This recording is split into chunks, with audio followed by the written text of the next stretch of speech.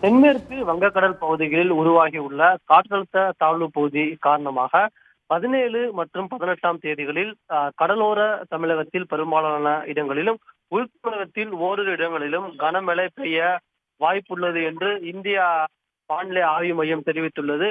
இதனைத் தொடர்ந்து கனமழையை எதிர்கொள்ள மாவட்ட ஆட்சியர்கள் தயார் நிலையில் இருக்க வேண்டும் என்று பேரிடர் மேலாண்மை துறையானது அறிவுறுத்தல் வழங்கியுள்ளது.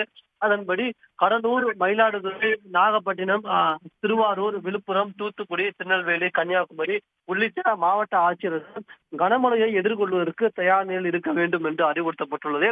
பேரிடர் மேலாண்மை துறையின் நிலையான வழிகாட்டு நெறிமுறைகளை பின்பற்றி பேரிடர்களை எதிர்கொள்வதற்கும் கனமழையை எதிர்கொள்வதற்கும் அனைத்து துறைகளும் தயார் நிலையில் இருக்க வேண்டும் என்று அறிவுறுத்தப்பட்டுள்ளது. மேலும் இந்த பேரிடரின் போது ஏதாவது எதிர்பாராத நிகழ்வுகள் ஏற்பட்டால் அது தொடர்பாக பேரிடர் மேலாண்மை துறைக்கு தகவல் அளிக்க வேண்டும் என்றும் தெரிவிக்கப்பட்டுள்ளது.